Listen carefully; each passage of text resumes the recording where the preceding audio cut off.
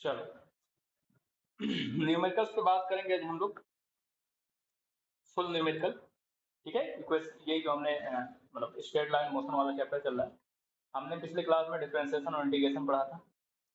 अब उसका एप्लीकेशन क्या है इसके अंदर, ठीक है, तो उस पर कुछ क्वेश्चन करते हैं। यही क्वेश्चन आते हैं मेडिकल में भी, अभी हम शीट दिखाएंगे आपको।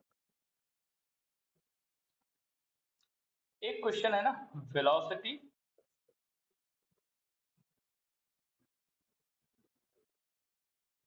velocity time equation of a particle is given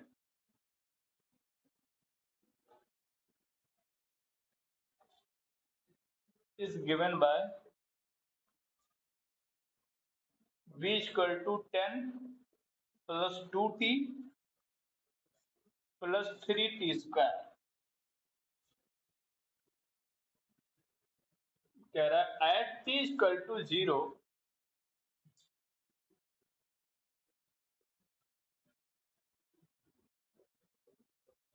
displacement of the particle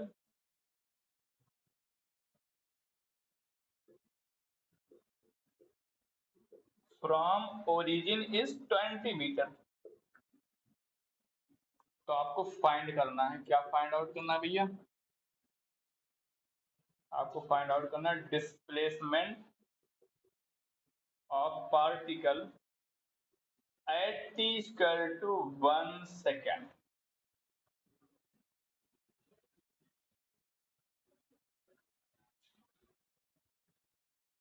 second part पूछ रहा है, इज मोशन यूनिफॉर्मली एक्सेलरेटेड?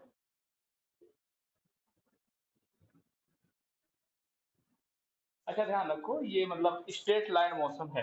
जो पार्टिकल आपका मोशन कर रहा है वो स्ट्रेट लाइन मोशन है। जाहिर सी बात है, स्ट्रेट लाइन वाला चैप्टर पढ़ रहे हैं तो मोशन स्ट्रेट लाइन ही है।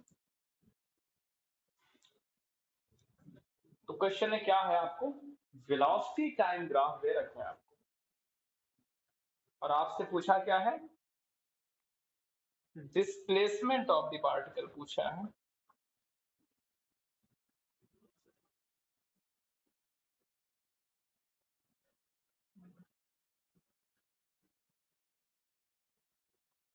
और पूछा है इस मोशन यूनिफॉर्मली एक्सेलरेटेड। तो ठीक है, निकालो भाई।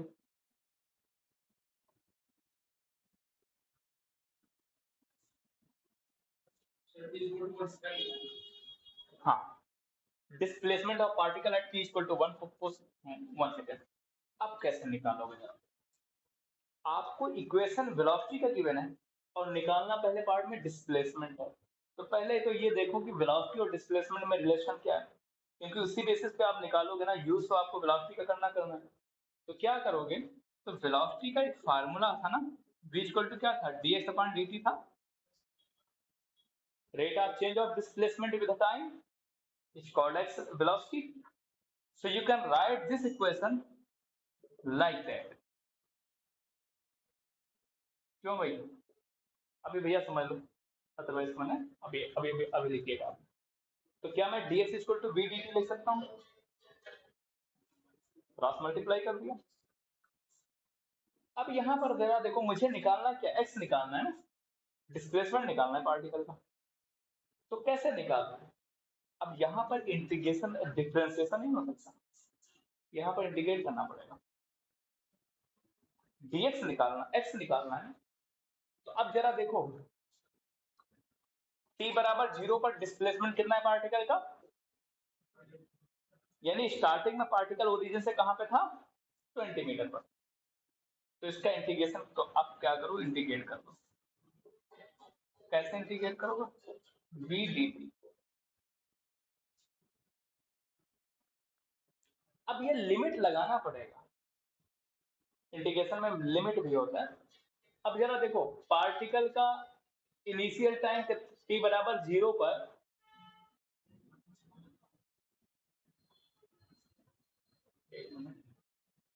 कि यहाँ पर है, एक मिनट, एक काम होगा कर लेते, थोड़ा आगे बढ़ जाते। dx इक्वल टू v कितना है, ये रख दें 10 प्लस 2t प्लस 3t², ठीक है, और dt v की वैल्यू रख दिया। अब जरा देखो t बराबर 0 पर, जब t क्या है 0 है,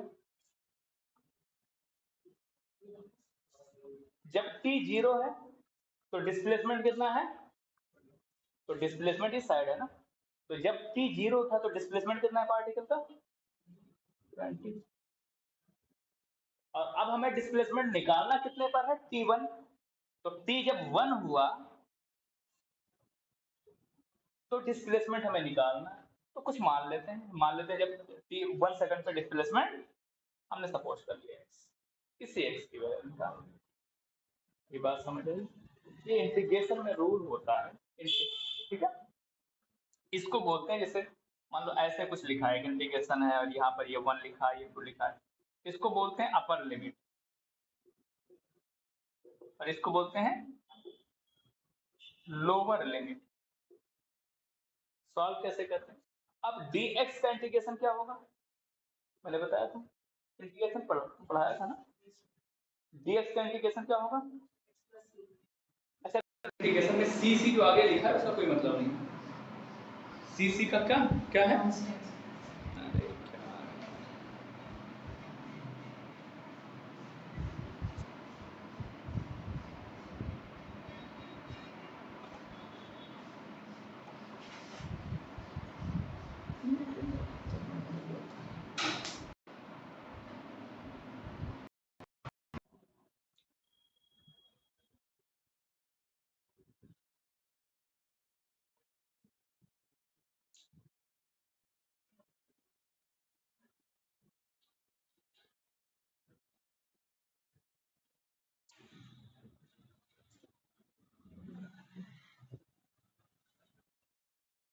हाँ सी का क्या मतलब है, सारा समझ आ रहा है,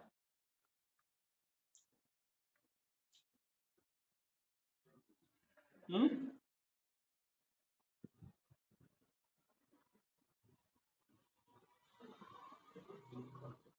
क्यों सारा समझ आ रही है,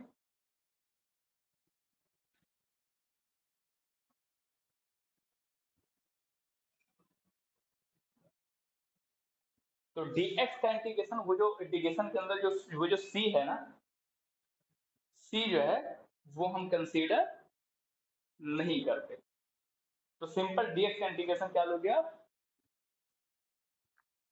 xc लोगे।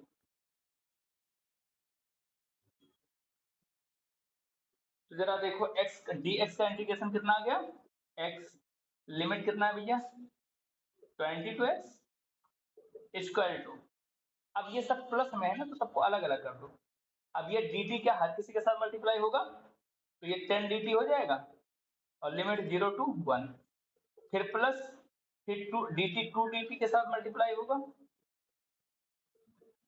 0 to 1, फिर प्लस dt इसके साथ मल्टीप्लाई होगा, यानी सबको अलग अलग कर दिया ना, और 0 to 1। बताओ भाई इस तरह लिख सकते हैं कि नहीं,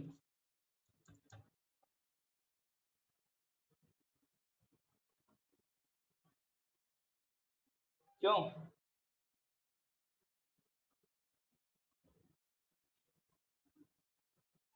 किसी को दिक्कत हो बताया भाई कुछ,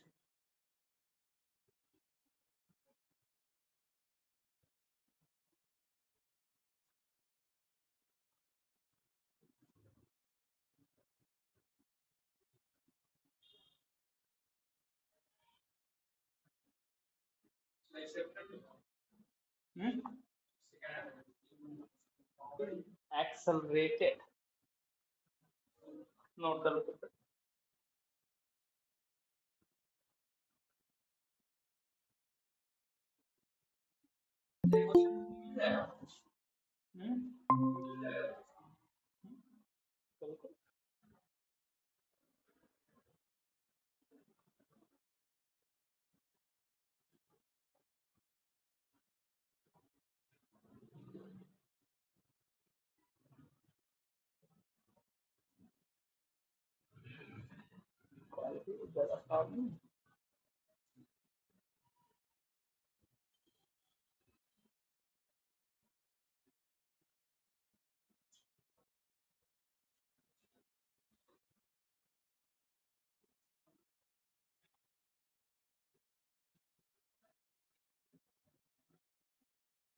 हाँ भाई,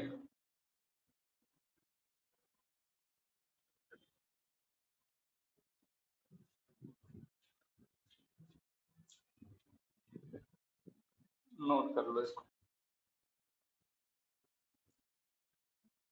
हो गया।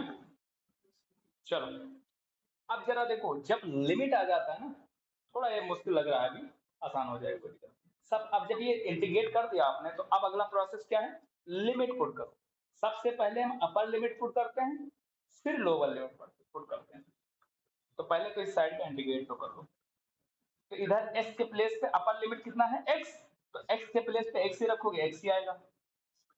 फिर फार्मूले में माइनस लगाते हो, फिर लोअर लिमिट पुट करते हो। अपर लिमिट पुट कर दिया, अब माइनस साइन लगाओ, अब लोअर पुट करो। x के प्लेस पर 20 रखो तो x माइनस, और इधर 10 dt है भैया, तो 10 बाहर आ जाएगा।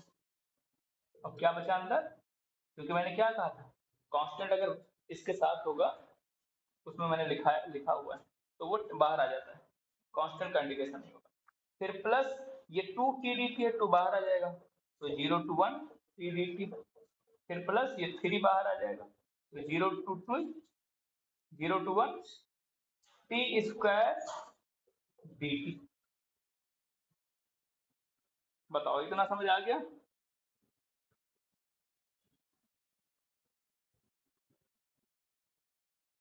अब आते हैं, तो जरा देखो, x माइनस 20 इधर है,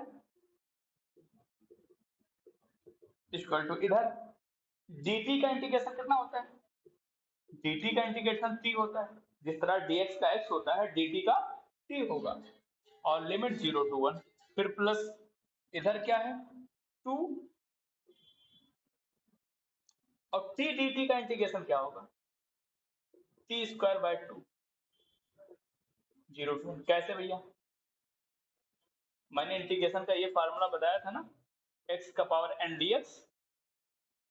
तो t, ये t dt का क्या मतलब, एक तरीके से t का पावर 1 ही है ना, तो t का पावर 1 है, तो यानी n की वैल्यू 1 है।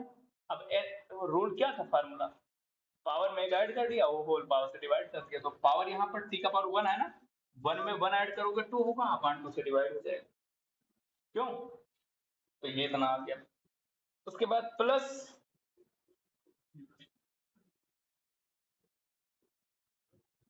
प्लस 0 to 1, अच्छा 3 भी है बाहर, और क्या टी स्क्वायर, तो ये क्या हो जाएगा, टी क्यूब बाय 3 हो जाएगा। जब टी स्क्वायर को इंटीग्रेट करोगे तो क्या आएगा, क्यों भाई,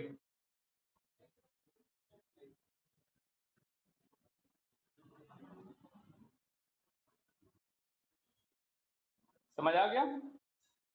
आप सॉल्व कर दो, तो x minus 20 equal to 10, t के प्लेस अपर लिमिट पुट करो, तो टी के प्लेस पे मत रखोगे 1, माइनस टी के प्लेस पे 0 रखो, फिर प्लस यहाँ आ जाओ, ये 2 बाहर आ जाएगा, ये जो नीचे 2 है ना, क्योंकि 2 कांस्टेंट है, कांस्टेंट में लिमिट नहीं पुट होता है, लिमिट हमेशा वेरिएबल में पुट होता है, तो ये 2 बाहर आ जाएगा, तो 2 अपॉन 2, अंदर टी स्क्वायर बचा। अब टी स्क्वायर के प्लेस पे अपर लिमिट पर पुट करो, तो टी के प्लेस पे 1, तो टी 1 का स्क्वायर, माइनस फिर टी के प्लेस पे 0, तो 0 का स्क्वायर, फिर प्लस 3 टी का क्यूब, अपर लिमिट 1, तो 1 का क्यूब, अच्छा 3 भी है ना, बाहर आ जाएगा, माइनस 0 का।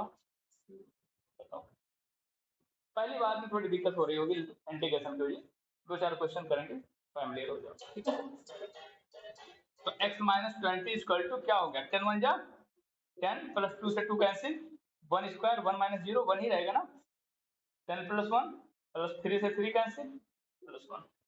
तो x माइनस 20 इक्वल टू क्या आ गया, 12, तो x इक्वल टू कितना आ जाएगा, माइनस 20 उधर जाके प्लस 20, प्लस 12, तो x इक्वल टू 32, क्या है सेंटीमीटर में था, किसमें था,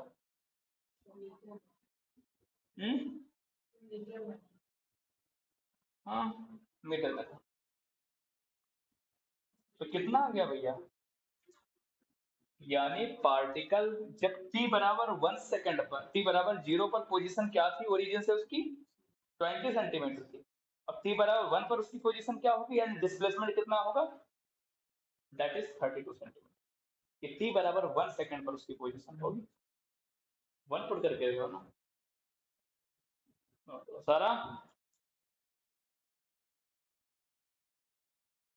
today today you are going very खामोश।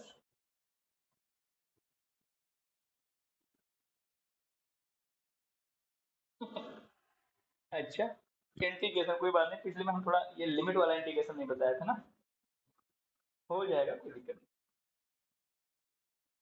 डिफिकल्ट इंटीग्रेशन की वजह से ना समझ रहे थे, थोड़ा प्रैक्टिस करो। क्या दिक्कत आई इसमें?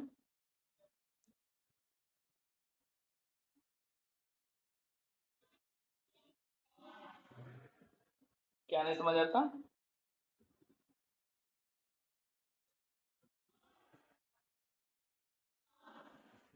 अच्छा अच्छा।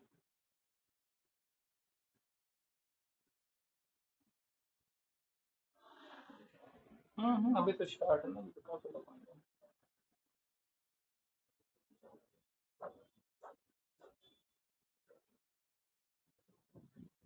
बोर्ड विजुअल है?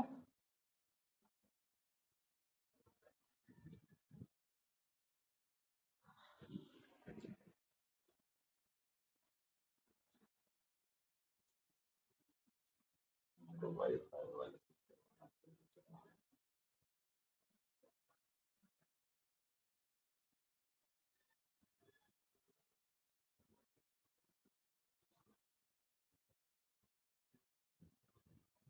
हाँ, तो भैया t बराबर 1 सेकंड पे आपका पार्टिकल कहाँ पहुंचेगा, 32 मीटर। यानी कहाँ से 32 मीटर, ओरिजिन से, नहीं मान लो जहाँ ओरिजिन किसको बोलते हैं, जहां से आप किसी बॉडी का हाँ गुड, जहां से उसने मोशन स्टार्ट किया, वहां से हम देखते हैं कि भाई फर्दर वो कहाँ पे पहुंचा जाता है। ठीक है, पढ़ा के अपना फोटो देखने का अलग ही मजा है।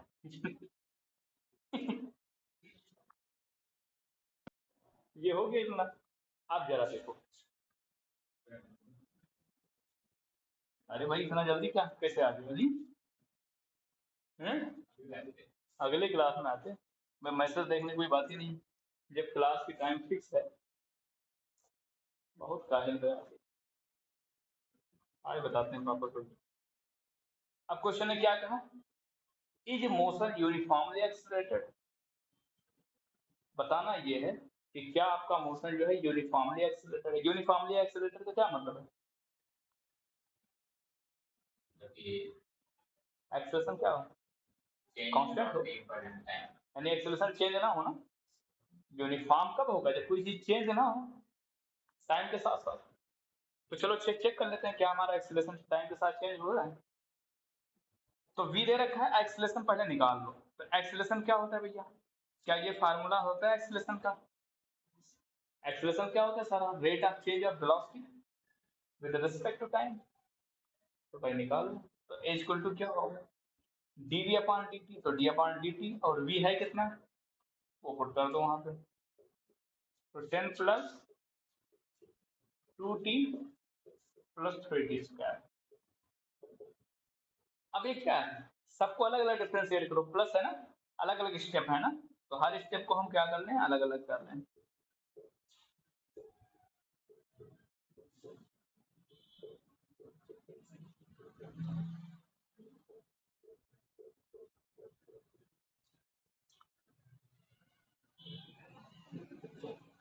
अब d अपॉन dt इंटू 10, अली जिसका डिफरेंशिएशन क्या होगा, 10 का differentiation with respect to time कितना होगा।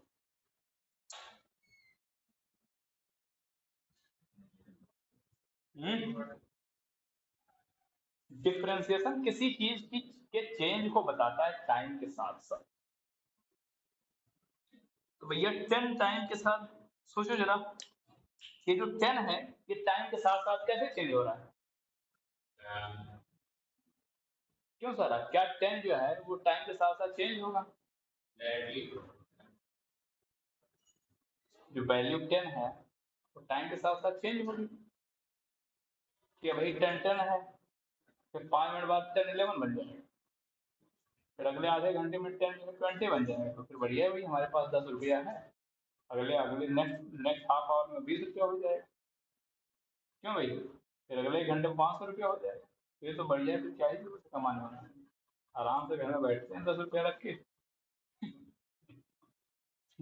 भाई सेम कांस्टेंट है कांस्टेंट, कॉमन सेंस बताओ, डिफरेंशिएशन हमेशा जो है, डिफरेंशिएशन जो है वो किसी एक फिजिकल क्वांटिटी के चेंज को बताता है टाइम के रिस्पेक्ट में या किसी भी चीज के रिस्पेक्ट में। यहाँ टाइम है तो टाइम के रिस्पेक्ट में बता रहा है चेंज, यानी वो चीज टाइम के साथ साथ कैसे वेरी कर रही है वो बताता है डिफरेंशिएशन। अब 10 क्या टाइम के साथ कॉमन सेंस लगाओ, छोड़ दो सही बात, 10 टाइम के साथ चेंज होगा नहीं, 10 ही रहेगा, वो न्यूमेरिकल वैल्यू है ना, कांस्टेंट है, 10 रहेगा हमेशा, तो वो चेंज होगा नहीं, मतलब उसका डिफरेंशिएशन जीरो होगा। और मैंने लिखाया भी था फार्मूले में कि कांस्टेंट का डिफरेंस, अगर कांस्टेंट अकेला है तो उसका डिफरेंशिएशन ऑलवेज जीरो होगा, तो भैया ये आएगा जीरो, फिर प्लस, अब ये 2t है, यहां पर कांस्टेंट वेरिएबल के साथ है, तो क्या होगा, कांस्टेंट बाहर आ जाएगा, तो अंदर t बचेगा, फिर प्लस 3 भी वेरिएबल के साथ है, बाहर आ जाएगा, तो जीरो क्या मतलब, अच्छा dt अपॉन dt, किसी का डिफरेंस, किसी टर्म का डिफरेंशिएशन उसी के रिस्पेक्ट में क्या होता है, 1 आ जाता था, और वैसे भी ऐसे समझ लो dt अपॉन dt कैंसिल हो जाएगा, 1 आ जाएगा, तो किसी टर्म का डिफरेंशिएशन उसी के रिस्पेक्ट में हमेशा 1 होता है, तो 2 इंटू 1 फिर प्लस 3 और टी स्क्वायर का डिफरेंशिएशन भैया, एक्स का पावर एन का फार्मूला लगाओ, डिफरेंशिएशन का क्या था,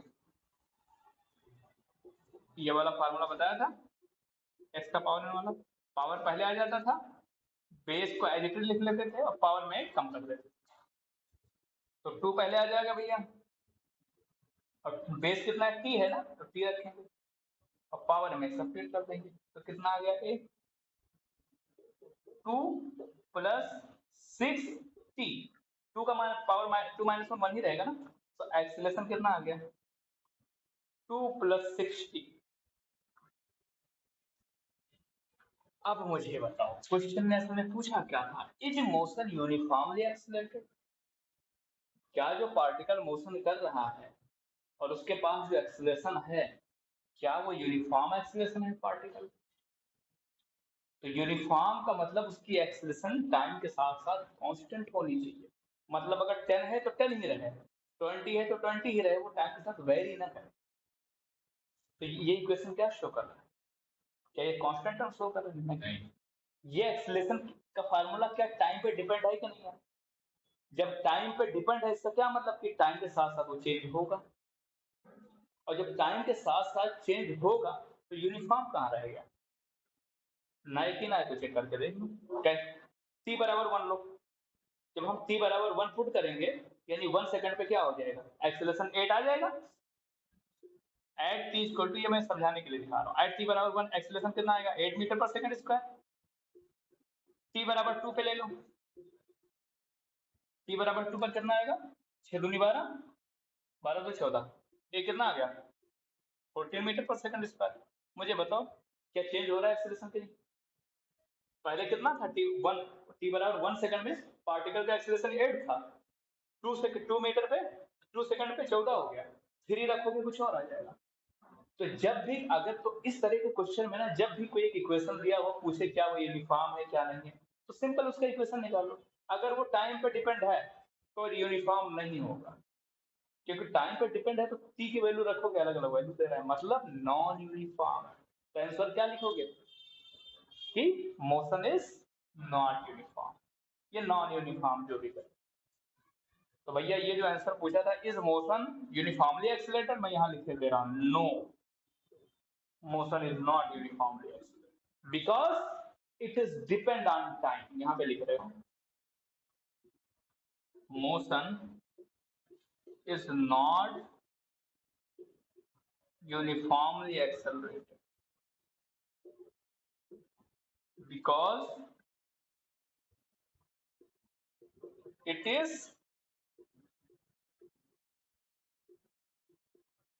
depend upon time, देखो ये इक्वेशन एक्सेलरेशन का जरा देखो, एक्सेलरेशन की इक्वेशन में टाइम आ रहा है, फैक्टर आ रहा है, कहाँ देख रहे हो? फोकस सुधारो, जहाँ जिस वक्त रहो उसी चीज के बारे में दिमाग चले, ठीक है, तुरंत ही भटक जाता है। भटकानी नहीं देख रहे, हाँ हमने गलत देख लिया।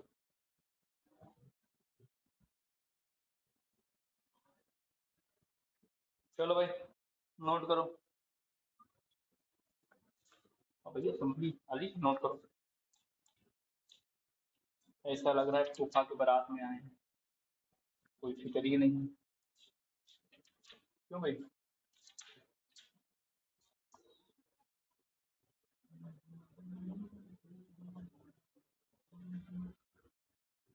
किसी को कोई दिक्कत तो भाई पूछ सकता है, कोई समस्या किसी को?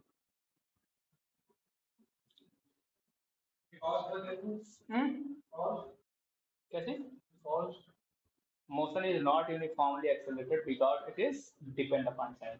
दिक्कत को अगर नोट करने में समझ लिया करो, लेक्चर रिकॉर्ड हो जाता है बाद में थोड़ा उधर बैठे हो तो क्या दिक्कत, वहाँ पे बैठा कर, कोई मतलब थोड़ी, सबको थोड़ी बहुत दिक्कत रहती है, कोई दिक्कत की बात नहीं, शर्म की बात नहीं। हो गया ना? चलो भाई गुरु जी तो अब स्टार्ट करेंगे। Next question,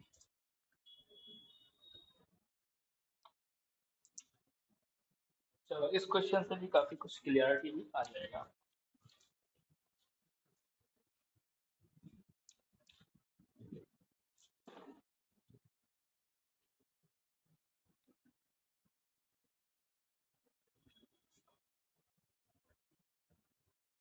the displacement time equation, क्या भैया? The displacement time equation of a particle moving along x-axis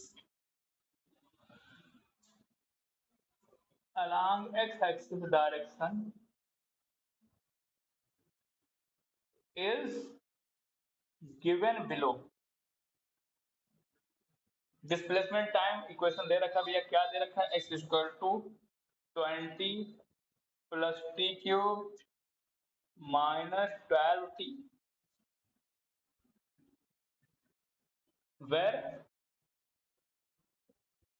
where x in meter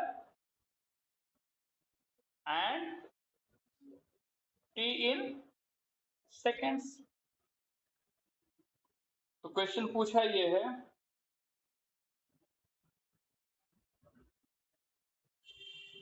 कि फाइंड आउट क्या भैया? Displacement velocity acceleration at t equal to 0 second. पहला part क्या पूछा है कि आपको पार्टिकल का डिस्प्लेसमेंट बताना है, वेलोसिटी बताना है, एक्सेलरेशन बताना है, कब? t बराबर 0 सेकंड। और सेकंड पार्ट क्या कह रहा है क्वेश्चन का?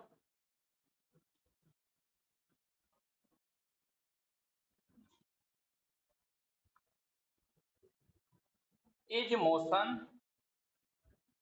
क्वेश्चन नोट करोगे तो ये इज मोशन यूनिफॉर्मली एक्सेलरेटेड, वही चीज भैया, इस मोशन में uniformly acceleration. Third,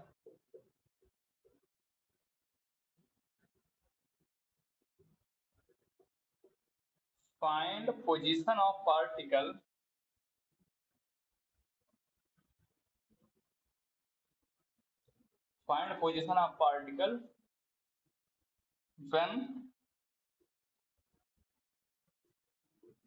when velocity of particle is 0। So this is the overall question।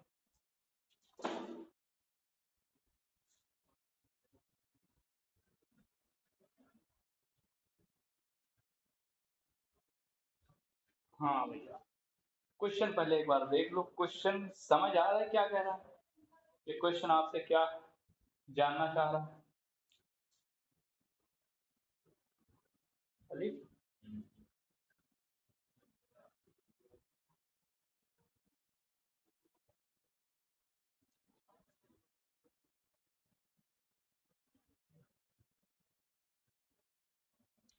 क्यों, सारा क्वेश्चन समझ आया?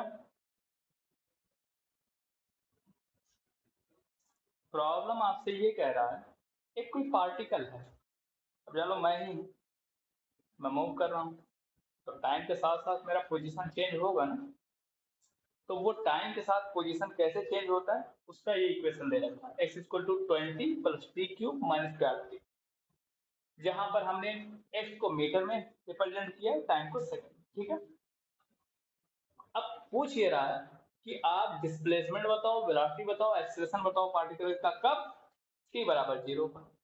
फिर क्या पूछा, आप ये पता करो कि क्या पार्टिकल का मोशन यूनिफॉर्म है, और थर्ड में पूछा है find position of particle when velocity of particle is 0।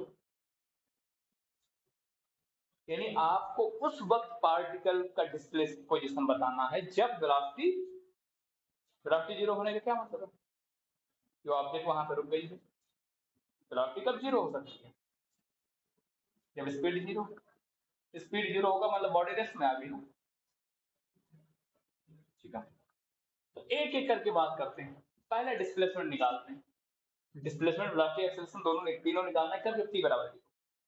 तो भैया डिस्प्लेसमेंट तो का तो इक्वेशन ही दे रखा है ना। डिस्प्लेसमेंट इक्वेशन कितना है, 20 plus t cube minus 12t। तो आपको डिस्प्लेसमेंट कब निकालना है, t0 पर, तो t0 रखो। समझ आ रही है? अब इसमें डिफरेंशिएशन इंटीग्रेशन क्या करना है, कुछ थोड़ी करना है, क्योंकि इसमें इक्वेशन भी डिस्प्लेसमेंट का दे रखा है। t बराबर 0 पर डिस्प्लेसमेंट पूछ लिया, तो t की वैल्यू रख लो।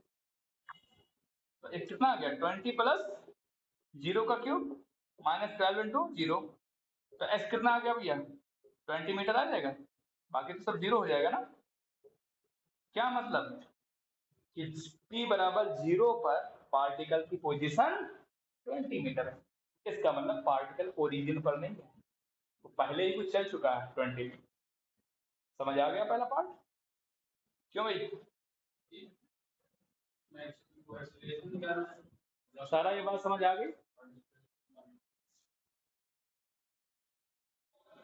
हाँ चलो, अब सेकंड पार्ट क्या कह रहा है, सेकंड पार्ट आपसे कह रहा है इज मोशन यूनिफॉर्मली एक्सेलरेटेड।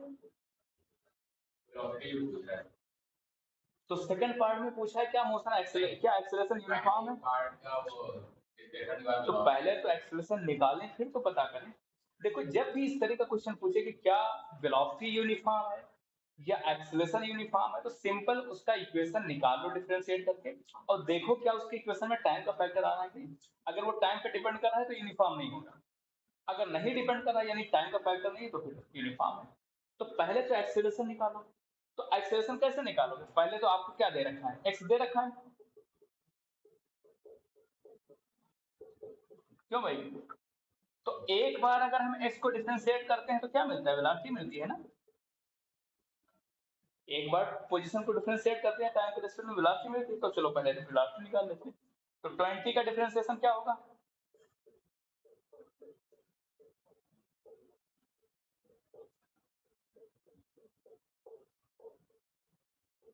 अब ध्यान रखो मैं थोड़ा डिफरेंशिएशन तेज करूंगा, ठीक है, बार बार हर स्टेप लिखने का मतलब नहीं। तो v कितना आ गया, 20 का डिफरेंशिएशन 0 कांस्टेंट है ना, t क्यूब का डिफरेंशिएशन 3 पहले आ जाएगा, पावर में कम हो जाएगा तो 3t² बचेगा, माइनस 12 और ये dt 1 हो जाएगा, तो माइनस 12 इंटू 1। तो वेलोसिटी कितना आ जाएगा, 3t² माइनस 12, ये कितना आ गया, 3t² माइनस 12। एक मिनट, अच्छा उसमें फर्स्ट पार्ट में ये डिस्प्लेसमेंट निकाला हम लोगों ने ना, अभी वेलोसिटी भी तो निकालनी थी। हाँ तो अभी फर्स्ट ही पार्ट पे हम लोग जान, तो वेलोसिटी कैसे निकालोगे, क्या करोगे, डिफरेंशिएट कर दिया, पहला स्टेप ठीक है, वेलोसिटी आ गई। अब ये वेलोसिटी का पूछा है, t बराबर 0 पर, तो t की वैल्यू क्या रख देंगे, 0 रख दो। वी टी जीरो, मतलब मैं इसलिए लिख देता ताकि पता चले टी बराबर जीरो पर बना। तो 3 इंटू जीरो का स्क्वायर -12, तो वी कितना आ गया -12 मीटर पर सेकेंड। क्यों भाई, इतनी बात समझ आ गई? क्यों? एक्सेलरेशन फिर पूछा है, टी बराबर जीरो पर एक्सेलरेशन भी बताना है, तो एक्सेलरेशन कैसे निकालोगे, डीवी अपॉन डी। क्यों? एक्सेलरेशन क्या होता है, चेंज इन वेलोसिटी। तो वी क्या, अब ध्यान रखो, वेलोसिटी क्या है, change in rate of change of displacement with respect का। वेलोसिटी क्या, एक्सेलरेशन क्या होता है, change in velocity with respect. ये पोजीशन, ये डिस्प्लेसमेंट में चेंज होता है वेलोसिटी, वो वेलोसिटी में चेंज होता है। तो अब वी का इक्वेशन रखो, डी अपॉन डी टी, और वी कितना आया था, ये आया ना, ये वैल्यू नहीं रखा जाएगा, ध्यान रखो। v की ये जो वैल्यू आई है 12 मीटर पर सेकंड, ये तो एक स्पेसिफिक वैल्यू है t बराबर जीरो पर। असल इक्वेशन तो ये है ना टाइम के साथ, तो ये रखो। क्यों ली, कहाँ सोच रहे हो, ठीक है। एक कितना आ गया भाई, एक बार d upon d t, 3t square minus d upon d t, 12 हो गया ना। तो एक कितना आ गया, 3 बाहर आ जाएगा, और टी स्क्वायर का डिफरेंस 2 पहले आएगा, टी का तो 2t बचेगा। 3t स्क्वायर का जब डिफरेंशिएशन करोगे तो 2t आएगा, और -12 का जो डिफरेंशिएशन 0। तो a कितना आ गया भैया, 6t। a कितना आ गया, 6t। यहाँ पे देखते हैं। सो एट t बराबर जीरो पर आपको निकालना है ना एक्सीलरेशन,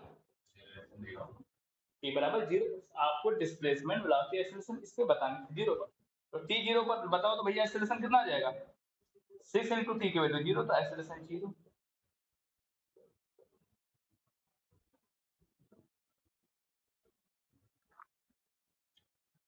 एक बार तो एक्सेलरेशन जीरो का क्या मतलब, इस स्टेटमेंट को एक्सप्लेन करो। What is the meaning of T zero,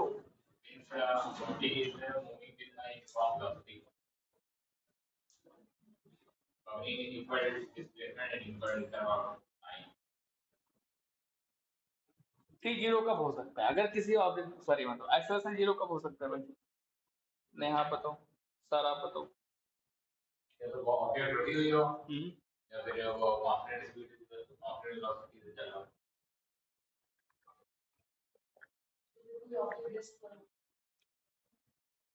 सारा, आप भी कुछ भाई अपना राय रखें, लोकतंत्र है हमारा देश, इसमें हर किसी को अपना राय रखने का हक है, आप भी अपना राय रखें, ये ना हो कि आपका हक छीना जा रहा है। देखो एक्सीलरेशन जीरो का, एक्सीलरेशन होता क्या है, चेंज इन वेलोसिटी होती है। तो एक्सीलरेशन जीरो होने का मतलब, या तो ऑब्जेक्ट की वेलोसिटी चेंज नहीं हो रही हो, इसका मतलब यूनिफॉर्म मोशन है, वही जो आप कह रहे हो, यूनिफॉर्म वेलोसिटी कह रहे हो या यूनिफॉर्म मोशन कह रहे हो। तो अगर एक्सीलरेशन किसी ऑब्जेक्ट का जीरो है, तो इसके दो ही पॉसिबिलिटीज हैं, या तो ऑब्जेक्ट रुकी हुई है, या फिर यूनिफॉर्म मोशन कर रही है, या फिर आप कह लो यूनिफॉर्म मोशन का आप यूनिफॉर्म वेलोसिटी भी बोल सकते हो, या यूनिफॉर्म स्पीड से चल रही है, ऐसे बोल सकते हो, ठीक है। गुड, तो पहला पार्ट हो गया। अब सेकंड में क्या पूछना था, इज मोशन यूनिफॉर्मली एक्सीलरेटेड, क्या मोशन यूनिफॉर्म है, क्या बॉडी यूनिफॉर्मली एक्सेलरेटेड है, यानी एक्सेलरेशन यूनिफॉर्म है। हम्म, कैसे भैया, कैसे हम मान लें कि यूनिफॉर्म, सारा जरा एक्सप्लेन करो, आपने कुछ बोला।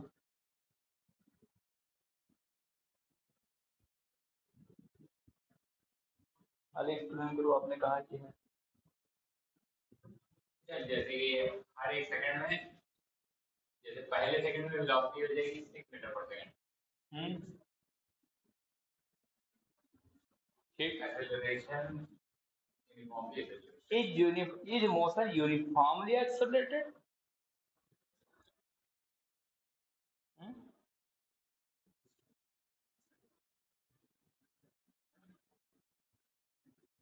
यूनिफॉर्म एक्सेलरेशन का फील आ रहा है, मतलब समझ पा रहे हैं। यूनिफॉर्म एक्सेलरेशन का मतलब एक्सेलरेशन चेंज ना हो टाइम के साथ। ये मत देखो कि सेम टाइम में सेम सेम, वो अलग चीज हो जाती है कि सेम टाइम में सेम चेंज हो जा रहा है। भाई सेम टाइम में सेम चेंज हो रहा है, बट चेंज तो हो रहा है ना। यूनिफॉर्म मोशन का चेंज मतलब है वो चीज कांस्टेंट है, वो चेंज ही ना हो। जबकि जरा देखो एक्सेलरेशन का ये हो गया ना कि आपने नोट कर लिया ना, फिर मैं अगले पर आता हूँ, इसको नोट कर लो फिर मैं आ गया, फिर मैं explain करता हूँ।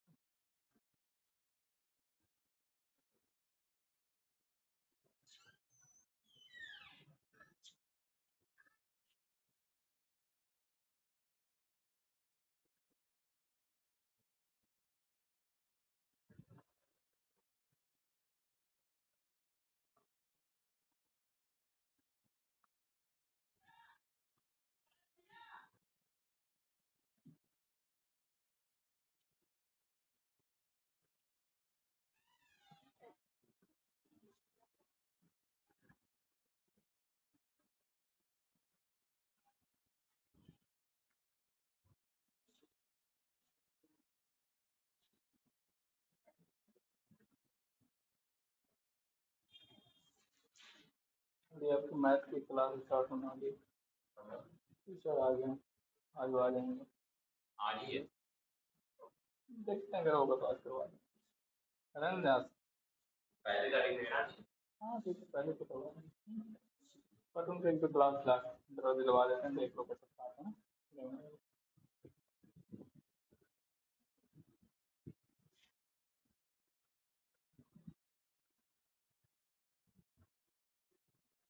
क्वेश्चन नोट कर लिया आप लोगों ने? क्वेश्चन हो गया हो तो मैं अगला क्वेश्चन तब तक नोट कर लूँ।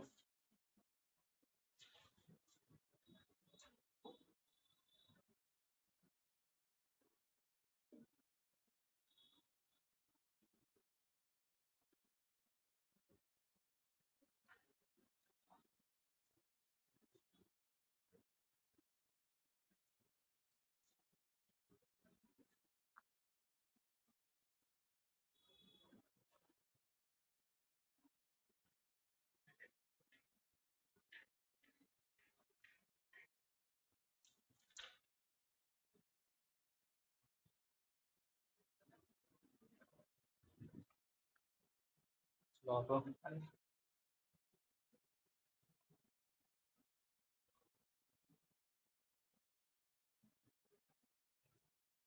आप नोट करो कितना।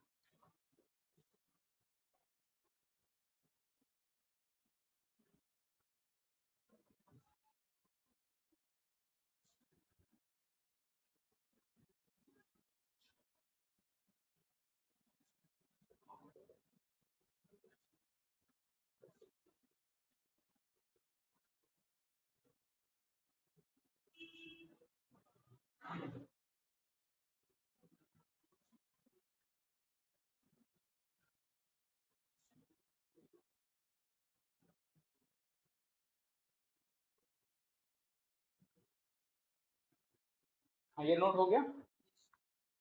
तो आज जरा इसी क्वेश्चन को मैं पहले डिस्कस कर रहा हूँ। एक्सेलरेशन कितना आ गया भैया? चलो एक्सेलरेशन आपका कितना है, a = 60, अब जरा देखो, आपका एक्सेलरेशन टाइम डिपेंडेंट है भाई, ए इक्वल टू 60 आया है, ए इक्वल टू 60 मतलब आपका एक्सेलरेशन टाइम डिपेंडेंट है। A equal since acceleration is motion uniformly accelerated, तो लिख दो no, because acceleration is depend upon time. अब डिपेंड अपॉन टाइम का क्या मतलब, अगर कोई चीज किसी पर डिपेंड करती है इसका मतलब उसके वेरी होने से वो चीज भी वेरी हो जाएगी, तो टाइम वेरी करेगा तो एक्सेलरेशन वेरी करेगी, फिर यूनिफॉर्म कहाँ से रहेगी। बस समझ आ गई।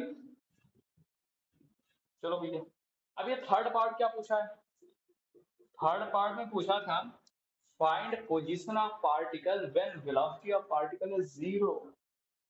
आपको पार्टिकल का पोजीशन उस वक्त बताना है जब वेलोसिटी जीरो हो।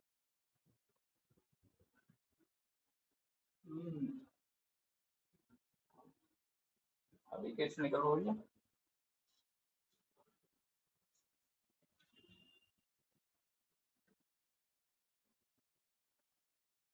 बताओ।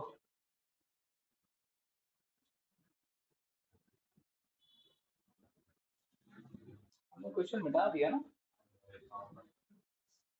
वही तो हम सोच रहे हैं, वेलोसिटी दिया है, हम पोजीशन पूछ रहे हैं। अच्छा बताओ इक्वेशन क्या था, जरा फिर से बोल दो आप।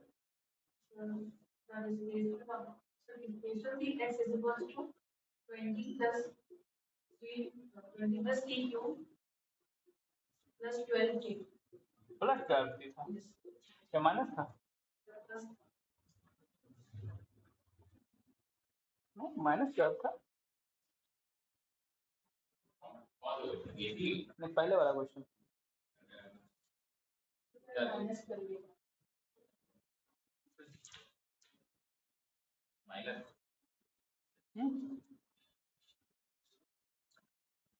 माइनस चल रहा हो क्या यार, एक क्वेश्चन नहीं बता पा रहे हो।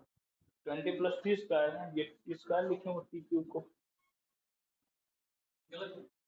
इतना ब्लंडर के क्वेश्चन नहीं नोट, वो टी क्यूब है यहाँ पे टी स्क्वायर लिखे हो, बाकी वो माइनस है भाई, देखो माइनस। अब जरा देखो आपसे क्वेश्चन, आपसे क्या पूछा, फाइंड, अच्छा ध्यान रखो डिस्प्लेसमेंट और पोजीशन, चाहे क्वेश्चन क्या है डिस्प्लेसमेंट ऑफ पार्टिकल या पोजीशन ऑफ पार्टिकल, दोनों का मतलब एक ही सेंस में होता है, ठीक है। चाहे हम कहें डिस्प्लेसमेंट टाइम इक्वेशन या कहें पोजीशन टाइम इक्वेशन, एक ही बात है, तो कंफ्यूज नहीं होना, ठीक है। तो आपसे पूछा पोजीशन, पार्टिकल का पोजीशन बताना है कब, जब वेलोसिटी जीरो हो। अब ये कौन, इसका क्या मतलब, अच्छा वेलोसिटी का इक्वेशन कितना आया था,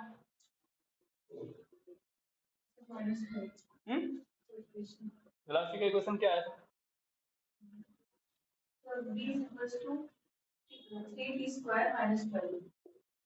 थ्री टी स्क्वायर माइनस 12, ये वेलोसिटी का इक्वेशन।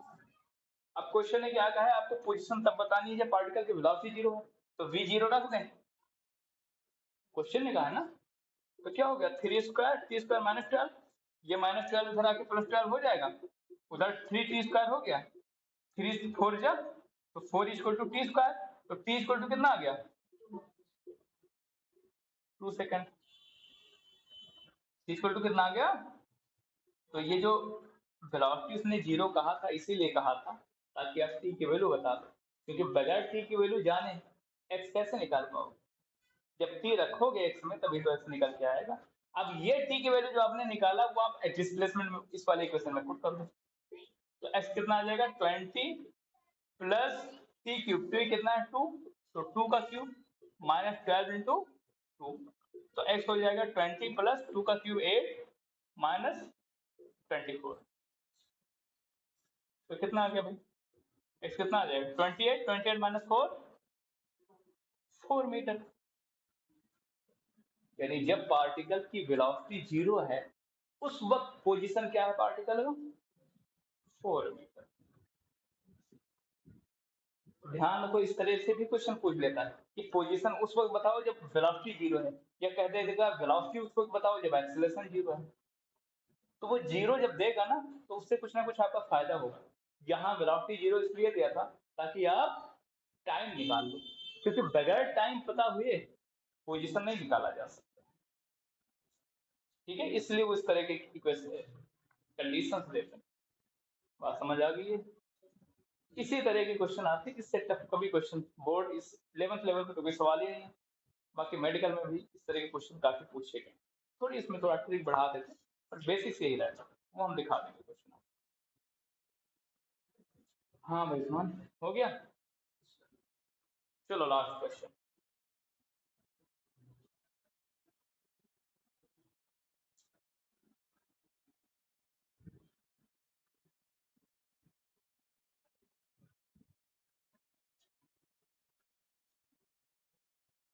और इस तरह के क्वेश्चन आप बुक से सॉल्व करोगे, एटलीस्ट 5 क्वेश्चन आप लोग लगाओ, जितने मैक्सिमम लग जाए। आपके बुक में सब दिए होंगे। ठीक है, लिए आपके एस में है, नेहा आपने भी, सारा आपने भी होगा। वेलोसिटी टाइम इक्वेशन दे रखा है इस क्वेश्चन में। पूछा क्या है, velocity and acceleration of the particle at T बराबर। कैसे करेंगे भाई, एक्सप्लेन करो इसको। क्यों भाई सारा, कैसे फर्स्ट पार्ट में करवा चुका हूं इस तरह के क्वेश्चन अभी, बताओ। तूफान जरा उसमें देखो, बड़े स्क्रीन पर कैसे आएगा।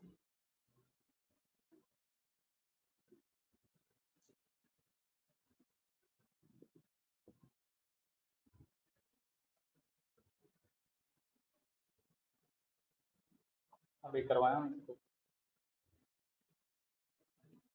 आपको velocity and acceleration of the particle T बराबर 3 बताना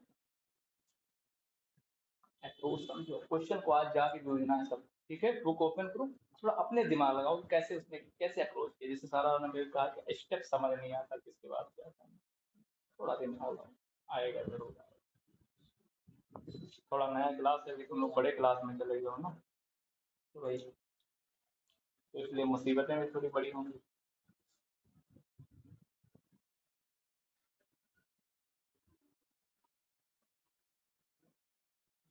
सीधा सा दिख रहा है वेलोसिटी एंड एक्सीलरेशन कब बतानी थी बराबर थे, तो भैया वेलोसिटी का तो इक्वेशन वैसे भी दे रखा है, तो उसमें तो कुछ करना नहीं है। क्यों भाई, इतना क्या सोचना। भाई वेलोसिटी का इक्वेशन तो ऐसे ही दे रखा है ना, कितना 90 स्क्वायर प्लस 16 प्लस 3। क्यों भाई, अब वेलोसिटी कितने में तो बतानी है, टी बराबर 3 पे तो टी रख दो 3। क्यों, फिर हर जगह जरूरी थोड़े डिफरेंस, अब इसमें क्या डिफरेंशिएशन करना। हमको वेलोसिटी का इक्वेशन दे रखा है, वेलोसिटी पूछा है टी बराबर 3 पे, तब जहां जहां टी है वहां 3 वेलोसिटी आएगी 102 मीटर पे, तो 9 × 3 का स्क्वायर, नाम बोल जाते हैं भाई। हाँ तो देखो जरा, हमारी नाम लेके पढ़ाने का आदत। तो v इक्वल टू कितना आ गया, 3 3 9 9 81 प्लस 18 प्लस 3 कितना आ गया है?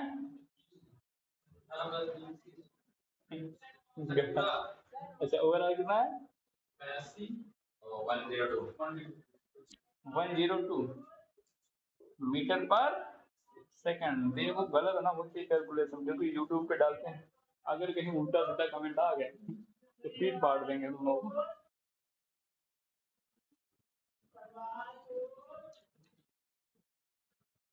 102 मीटर पर सेकंड, ठीक है, यानी टी बराबर 3 सेकंड पे पार्टिकल, मान लो कि भाई स्कूटी से जा रहे हो अपने, तो टी बराबर, अगर ये आपका वेलोसिटी टाइम का इक्वेशन, तो टी बराबर तीसरे सेकंड पर आपकी स्पीड क्या होगी 102 किलोमीटर पर सेकंड, बहुत तेज।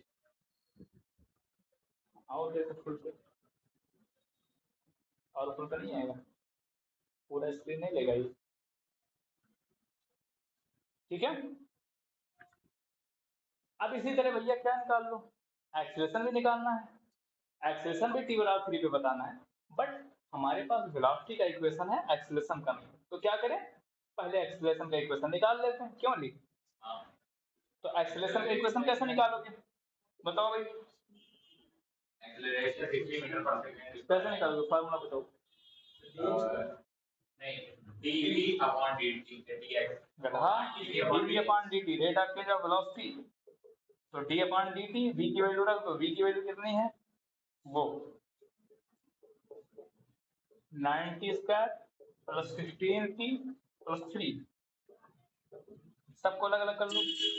तो d upon dt 90 square plus d upon dt 16t plus d upon dt 3।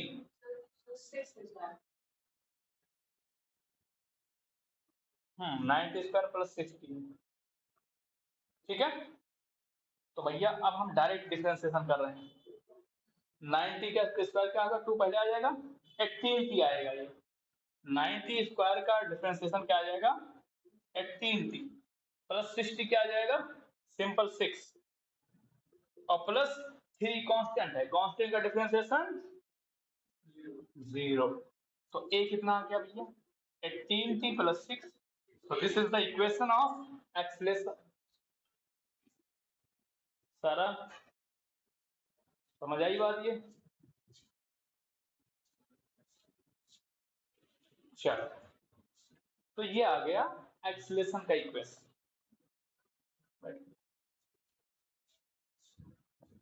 ये आ गया एक्सीलरेशन का इक्वेशन।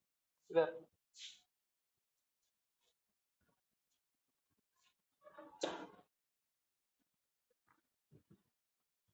हाँ भैया, अब ये एक्सीलरेशन कब बतानी थी, एक्सीलरेशन ऑफ द पार्टिकल कब बताना है, t बराबर 3 पर। तो t की वैल्यू क्या करें, 3 रखते हैं। तो एट t बराबर 3 एक्सीलरेशन कितना हो जाएगा, तो a इक्वल टू 18 इंटू 3 और प्लस 6, तो कितना हो गया 60 मीटर पर सेकंड स्क्वायर। यानी t बराबर 3 पर एक्सीलरेशन कितना होगा आपका, 60 मीटर पर सेकंड। यानी इस एक्सीलरेशन से आपकी वेलोसिटी चेंज, अच्छा 60 मीटर पर सेकंड स्क्वायर का मतलब क्या होगा भाई, t बराबर 3 सेकंड पर नेहा की का एक्सीलरेशन इतना है, क्या मतलब हुआ इसको एक्सप्लेन थ्रू लैंग्वेज में। मतलब ये अगर कोई कह दे कि तीसरे सेकंड में नेहा का एक्सीलरेशन 60 मीटर पर सेकंड, मतलब क्या हुआ इसका, मतलब ये कितनी स्पीड पे चेंज हो रहा है, rate of change of velocity. क्यों नहीं, क्या मतलब, हाँ ठीक है, हाँ ठीक है। इसका मतलब कि इस वाले टाइम पर तीसरे सेकंड में आपकी जो वेलोसिटी चेंज हो रही है वो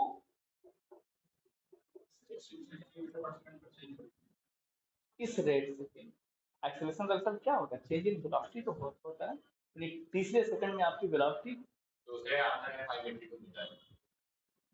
ठीक है, तो ये आ गया। तो आपको वेलोसिटी निकला, पार्टिकल निकला। दूसरे का आंसर कैसे निकाला आपने, क्या किया क्या, तो ये वेलोसिटी की इक्वेशन ऊपर दी हुई है, t बराबर 2 सेकंड रख दिया तो वेलोसिटी निकाली, फिर t बराबर 4 सेकंड रखा तो वेलोसिटी निकाली, फिर कितना हो गया, वेलोसिटी इक्वल टू जी ये हो गया, बोल वाला रफ कर दें।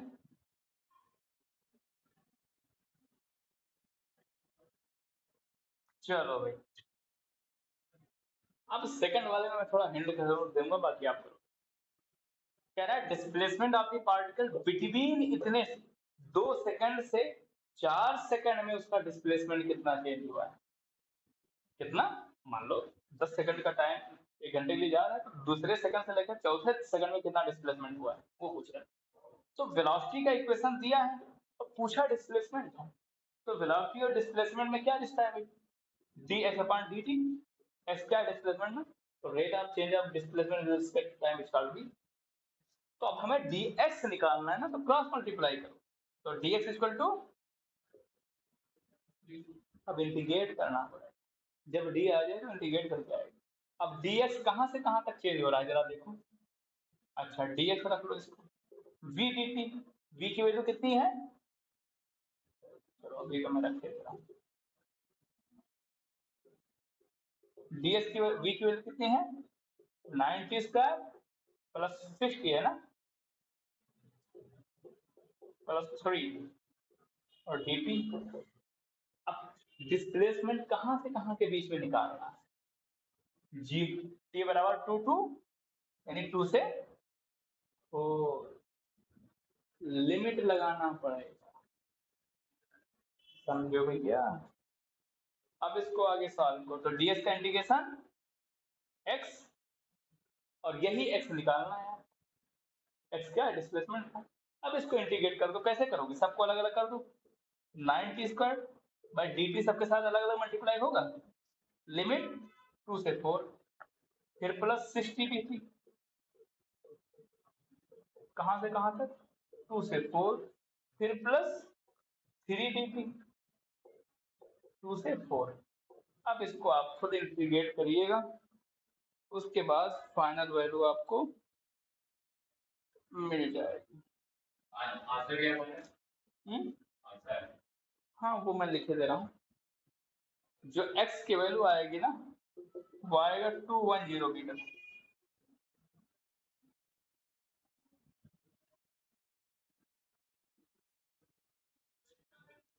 भैया फिजिक्स है, फिजिक्स में बहुत सवाल होते हैं, बहुत ही ज्यादा होते हैं, तो इसलिए आप लोगों का सपोर्ट जरूरी है, ज्यादा से ज्यादा प्रैक्टिस करो, सारे क्वेश्चन पॉसिबल नहीं करवाने, मैं हर वैरायटी के क्वेश्चन कर दूंगा। बाकी आपका बताओ भाई, इतनी बात समझ आ गई सारा?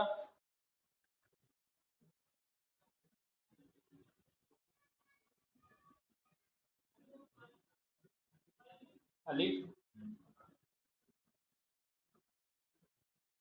इसको आप इंटीग्रेट करोगे आपको 210 मीटर आ जाएगा, 210 मीटर पार्टिकल का जो डिस्प्लेसमेंट होगा वही डिस्प्लेसमेंट।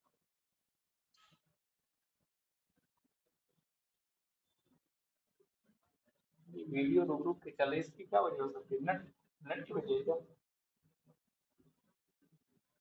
जब मैं इसको टर्न करता हूँ ना वो देर में टर्न होता है ना, तो मुझे आज लग रहा है ऐसा होना नहीं चाहिए, वीडियो फंस कैसे रही, डेटा प्रॉब्लम, वाईफाई वाले बताते हैं। चलो भाई, तो यही था आज की सभा, यहीं तक है, फिर मिलेंगे अगले क्लास। चलो।